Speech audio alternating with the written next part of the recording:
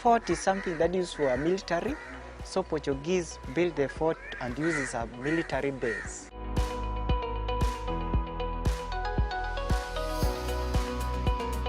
They named it Jesus according to the religion they came to spread in East African coast. The history in this fort is military. It's about the wars that were fought.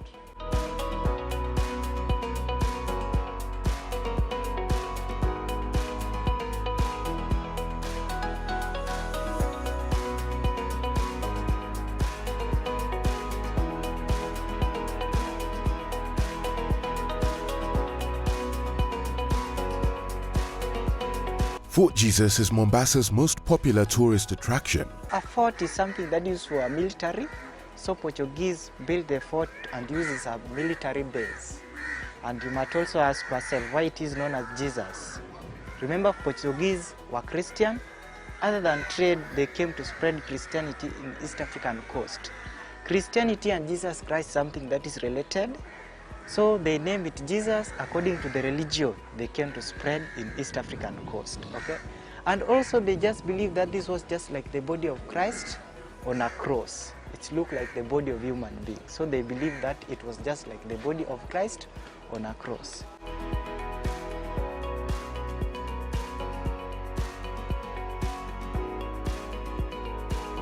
The fort, located along the coastline near the Old Town, is a monumental piece of architecture that was built in the 16th century by the Portuguese. Fort Jesus was built by the Portuguese in 1593. 1593, from 2022, you will get over 429 years. Now that is the age of Fort Jesus up to date. The main reason or the main purpose why the Portuguese built the fort, they wanted to safeguard the old town of Mombasa, the old port of Mombasa, and also the Portuguese came to East African coast to control the Indian Ocean trade.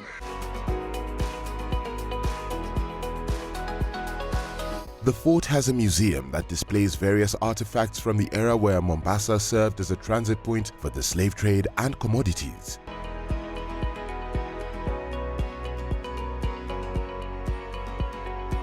Museum was constructed in 1960. So things we'll see inside here are from different parts of the world.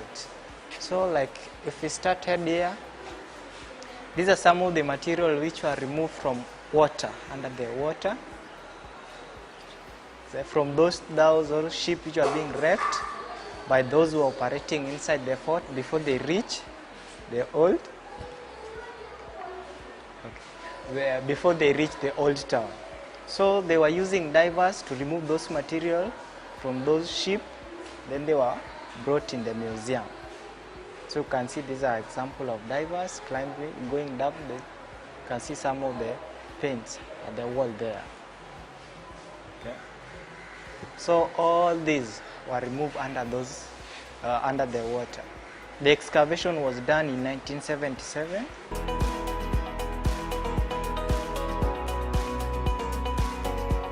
Then we have another gallery that is the main gallery, which houses most of the artifacts that have been collected in many of the settlements and sites along the East African coast.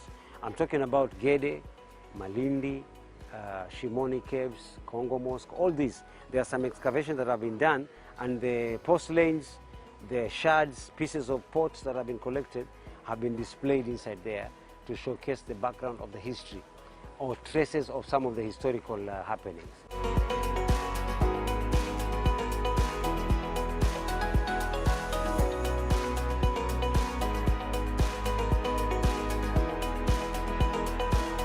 The fort stood over a spur of coral, and it tells a story of how the Portuguese at one time ruled the trade routes of the Indian Ocean. They would come during the monsoon winds towards the southeast, and go back during the northeastern monsoon winds.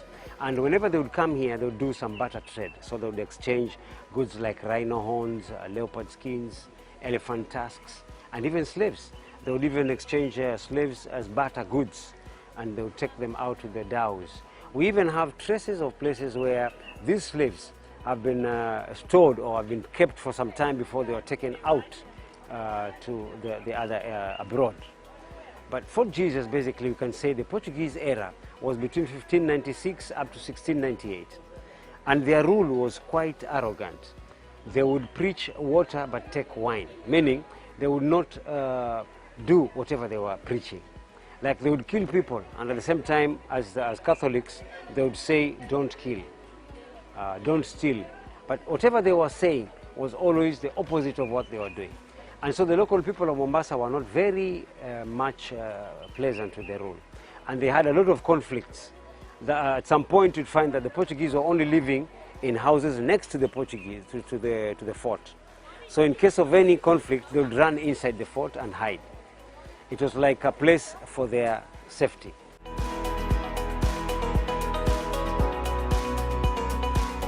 Its location ensures that you could see any ship as it approached.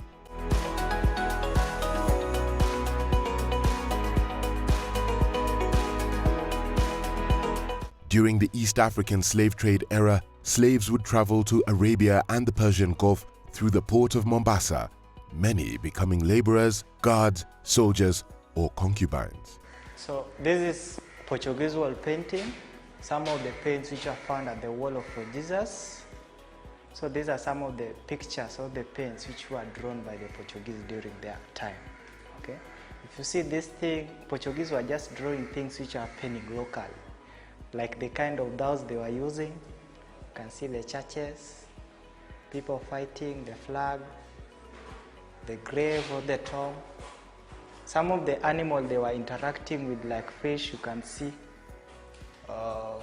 Some of the trading items like ivory. The Portuguese built the fort by the designs of João Batista Cairato, who drew his inspiration from Pietro Cattaneo, an Italian architect. The fort takes the shape of a man when viewed from above. This is the model or the map of Fort Jesus, how Fort Jesus look like if you check it at the aerial view. If you look at this thing, it looks like the body of a human being. We have the head, the left and the right arm. We have the body, then we have the two legs, okay? This is just the entrance you've entered with. Stamping you've done somewhere here. Now we are somewhere at this point, okay? There were also cannons to protect the interior from invasions and dissatisfied locals.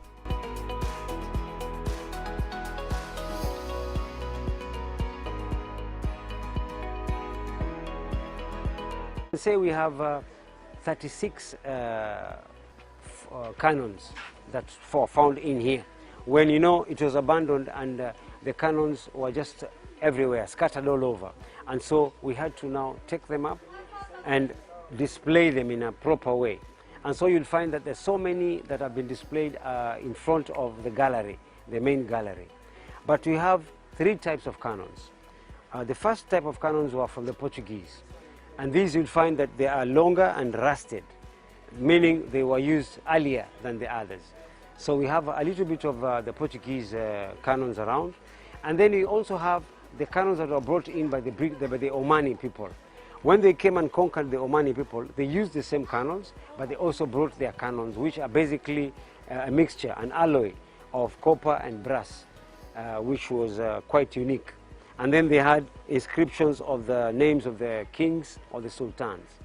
And then we also have the cannons that were bigger and effective, more effective, that were brought in by the British. Mainly these were from Scotland, and they were called coronades from the company that was manufacturing them. And so these three types of cannons were left behind because most of them were displayed on the walls facing outwards, meaning they were kind of protecting the fort from any invasion. And then there were others that were left in the ocean where they had been placed facing towards the seaward side. In case of a vessel coming across, they would just bomb, make sure they make a hole, and then it would sink. And the people inside the boat would have to come and swim over. So basically I can say the history in this fort is military. It's about the wars that were fought. It is a military fortification. And even the edges of the walls are kind of supporting one another. The soldiers on this side will be covering the other soldiers. They'll be covering one another. They can fight, check on this side, and these will check on the other side.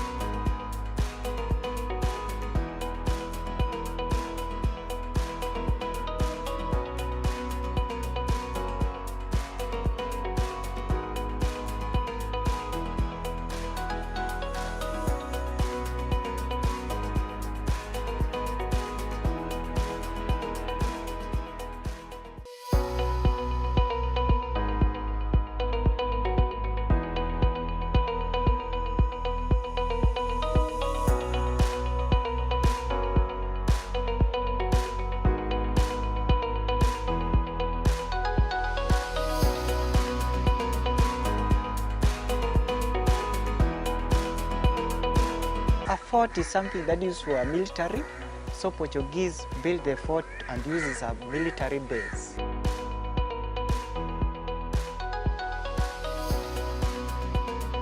They named it Jesus according to the religion they came to spread in East African coast. The history in this fort is military. It's about the wars that were fought.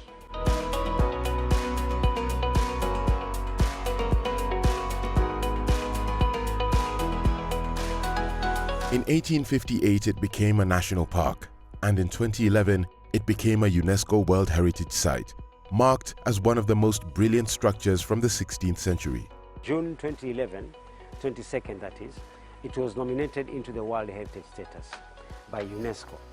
And interestingly, the dossier that we wrote, because we had to apply for you to be nominated, we got successful because of the architecture of the fort. It has a shape of a human being, and from the aerial view you'll see towards the sea there is the head, and then there are projections of the arms to the south and to the north, and then to the western side there are legs, and they were given names, all these projections. Like the projection towards the south and the western side is St. Alberto. Then you have St. Felipe. Then you have St. Mateus and St. Matthias. These were leaders, of course, who were ruling Portugal and Spain at the same time. So it's like they would say that these are very sacred people. They were like priests, high priests of the Catholics, and so they named these bastions to kind of praise them and commemorate their leadership. Its structures reveal Portuguese, Arab, and British influences. Inside the fort, we only had 3 groups who are operating air, or those who are operating, or those who are controlling the trade. One group were the Portuguese who came in 1593 and built the fort. They ruled for 100 years. That was from 1593 up to 1693. Then they were conquered by the Omani Arabs. Omani Arabs came, fought them, and took over from the Portuguese. The Omani Arabs ruled for 2 centuries or 200 years, and when it came to the scramble and petition of Africa, the British now came in. Remember, Kenya was colonized by the British. So the British are the people who came from 1895 and ruled up to 1958. Then Fort Jesus was rendered officially to be an historical site or a national monument. It also tells the story of how many slaves perished from torture, hunger, and disease as they waited to be transported. In 1698, he sent some soldiers and they laid a siege around the fort.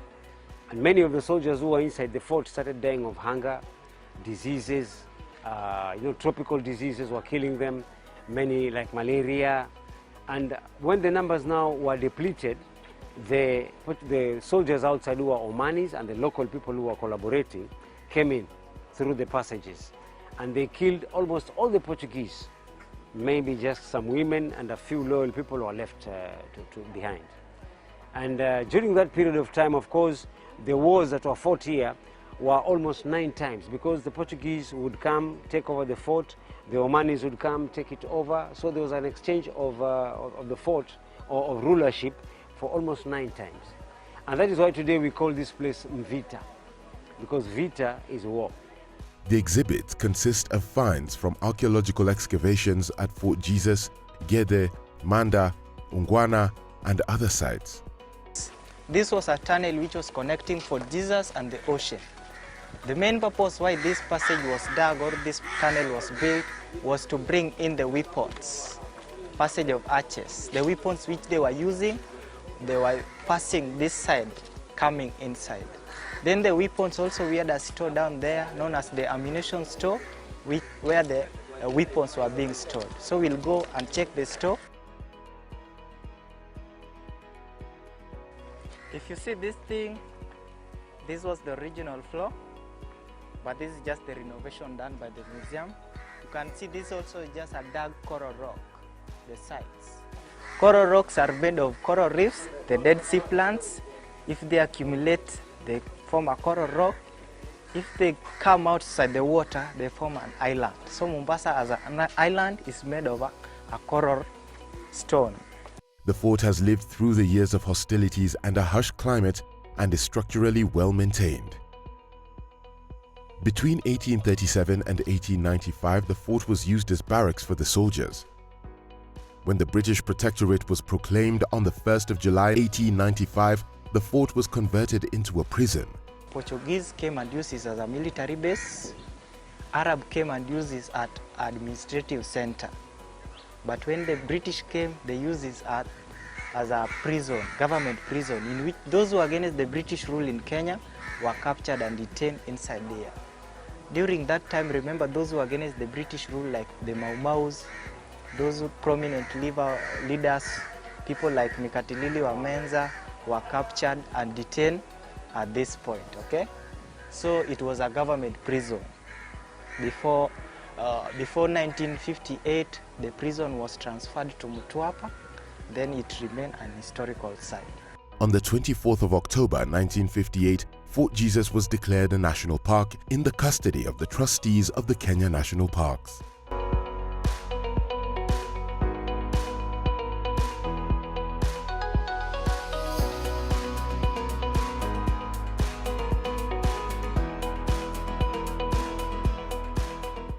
Excavation was carried out and the fort became a museum in 1962.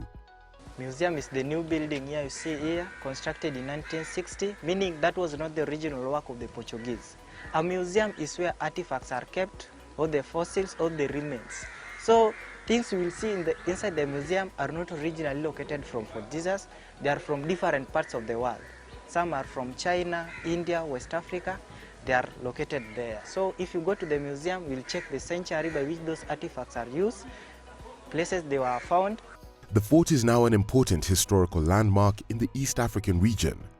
We normally have some tours, and those tours, they're supposed to give them the feeling of how historical this place is, how the different cultures boiled in the fort.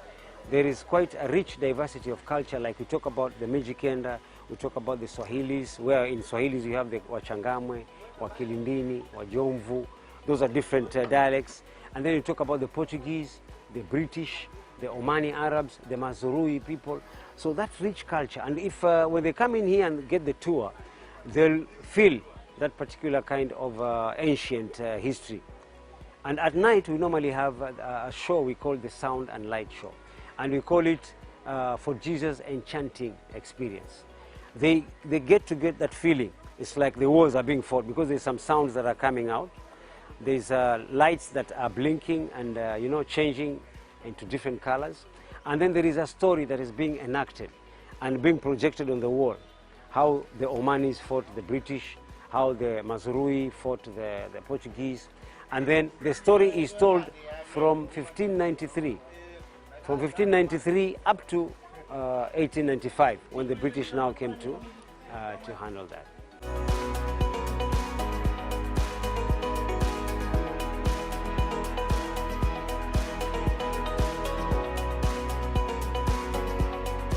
The fort has lived through the years of hostilities and harsh climate and is still structurally well maintained.